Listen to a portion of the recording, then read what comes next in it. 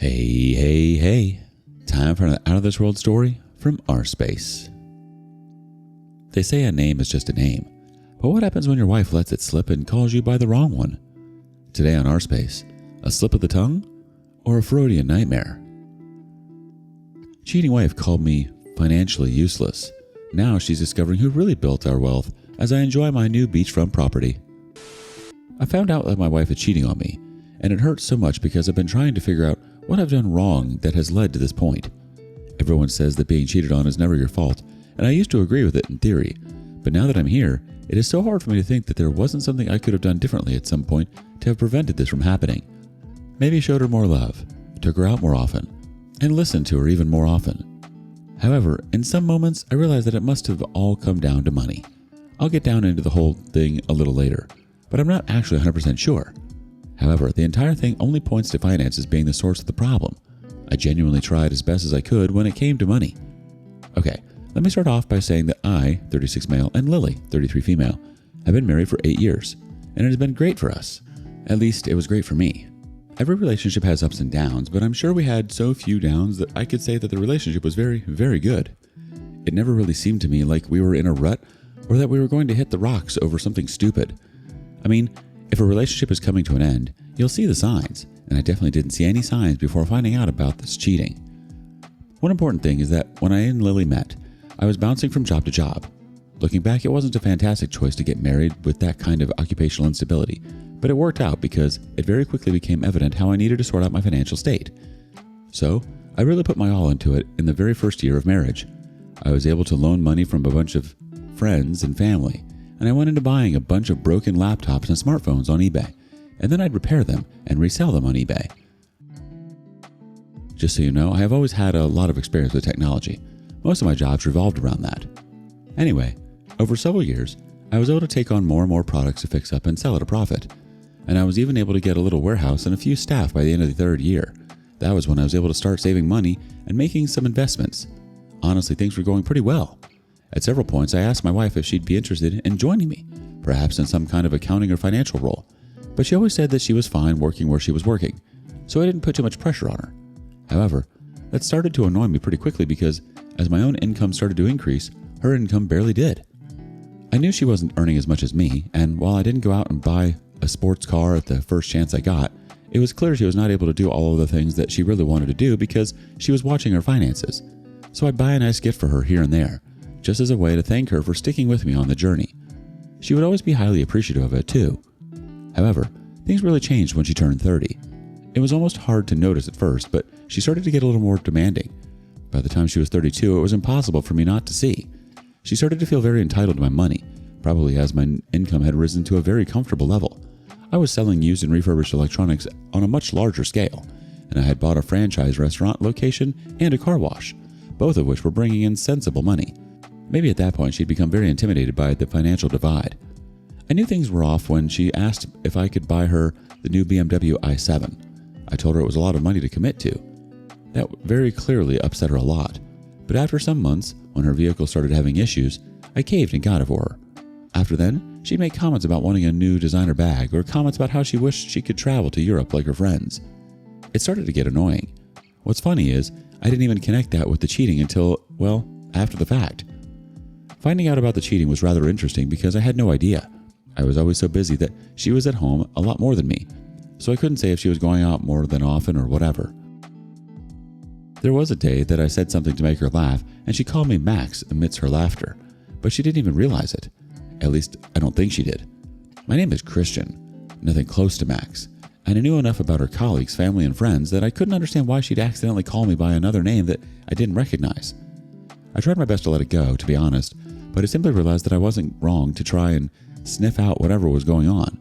I still trusted her at that point, but I just needed to get rid of that nagging feeling inside of my chest. As soon as she went to bed, I grabbed her phone, searched her contacts, and found a Max. Then I checked the messages for the person, and that was when I found a whole thread of very intimate text messages. I didn't see nudes or any explicit conversations, but they talked with one another like they were in love. Honestly, I was so heartbroken at that moment. I was literally standing on her side of the bed holding her phone, and I remember looking down at her face and just feeling so confused. Like, what did I do wrong? I tried my best to be a good husband. I know I wasn't always at home, but I did my best to compensate for that. We even held off on having children. We were supposed to start trying next year. All I could do in that moment was take screenshots, send them to myself, and delete any evidence that I was there.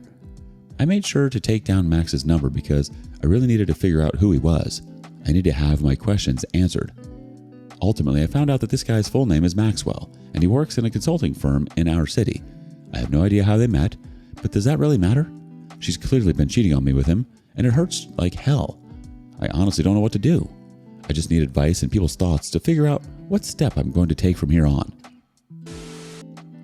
Honestly, I get it. You're looking back and wondering what you could have done differently. The problem was never you.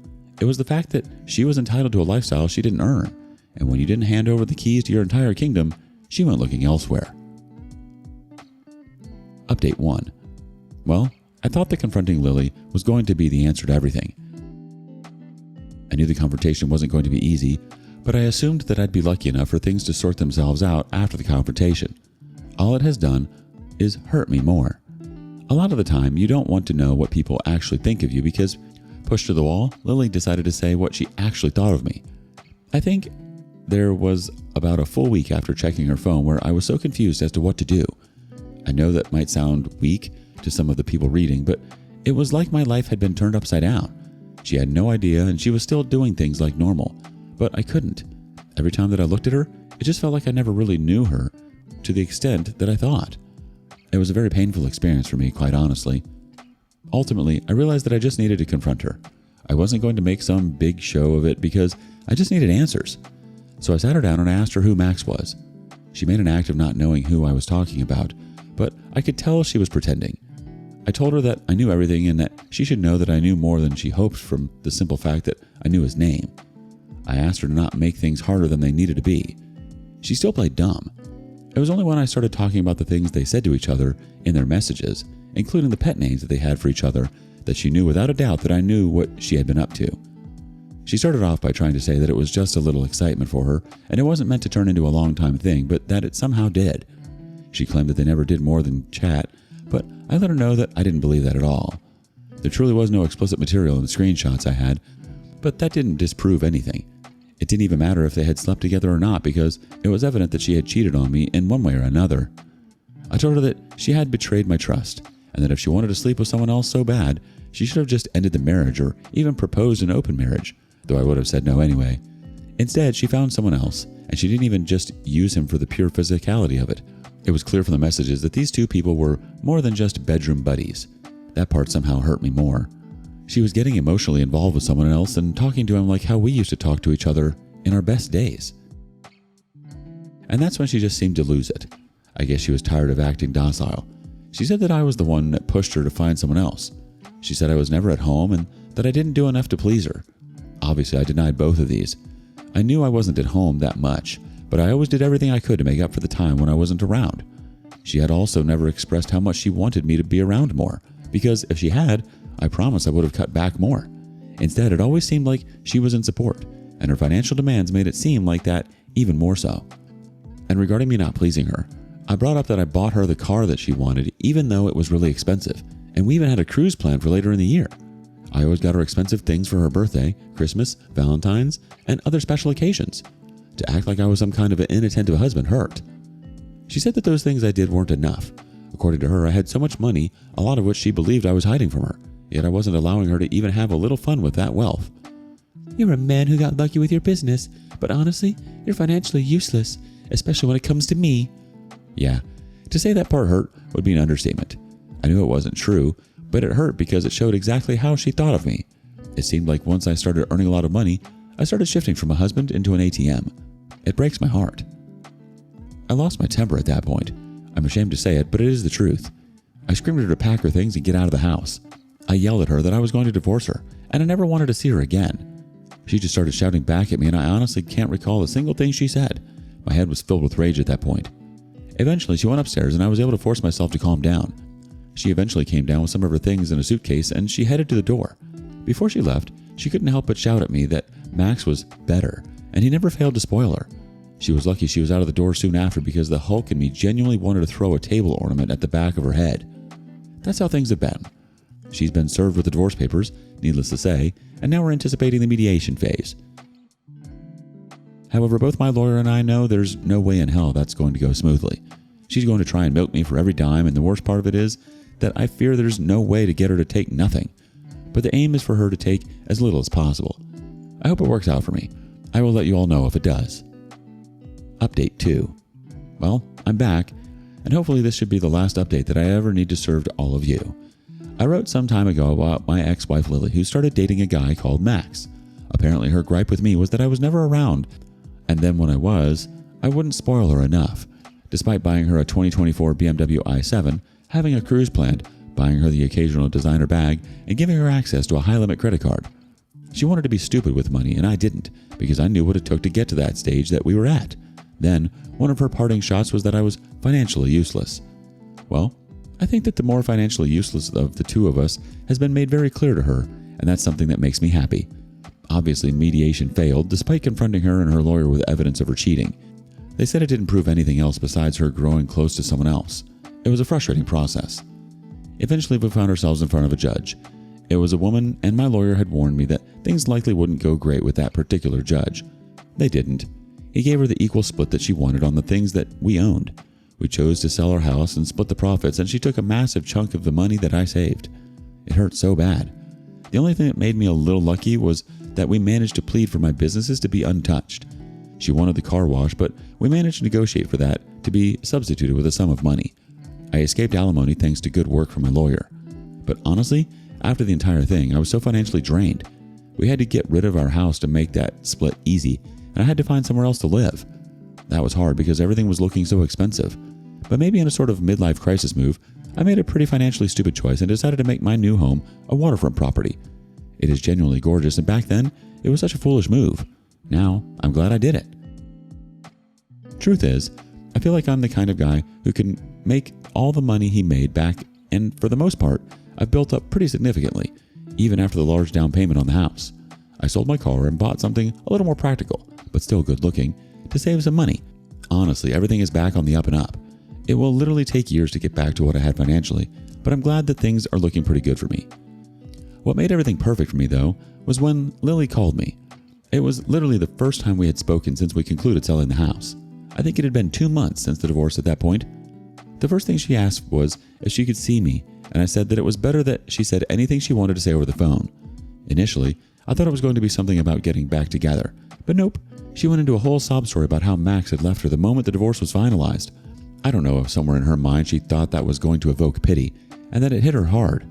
I wasn't surprised because I'm sure that the Max guy just wanted a side piece, not someone who would call him and text him like a girlfriend does. The next thing that she said was that she had bought a house. That was nice. However, she admitted that she had also put her money into some stocks but that lost a lot of its value. She panicked at that point, but instead of calling me, she took some money into a casino in hopes of fighting back on her losses. Obviously, that was done out of desperation and clearly didn't work. I swear it took a lot for me not to laugh because it was clear she was in distress, and a little part of me actually felt bad for her. Eventually, she got to the point where she wanted to ask if I could help her out financially. She said she would pay back. I was really trying my best to remain empathetic and civil, but that request pissed me off so much that I couldn't help but throwing what she said to me back in her face. I let her know that I had supposedly just gotten lucky when it came to making money, and that I had gotten lucky a second time. If she thought making money was so easy, I'm sure she had learned at that point. She hung up the phone at that point. That is genuinely the last time I've spoken to her, and I hope it is the last time overall. I don't know if there's any moral to everything I went through. I guess all I'll say is that you should trust your senses. It sucks that it set you back financially, but you've proven you can rebuild. And honestly, that waterfront property sounds like the kind of financially stupid move that actually pays off in the long run. And Lily calling to ask for help after blowing her money on bad investments and gambling? She's got to learn the hard way on how to live without you as her financial safety net. The fact that she even had the audacity to ask proves she never saw you as a partner, just a provider. You gave her the perfect response, and I bet it stung. Did your cheating spouse try to drain you dry? Share the details with us in the comments below. And thank you for joining us today on rSpace. Be sure to like and subscribe and hit that notification bell so you don't miss out on our next video. Until next time.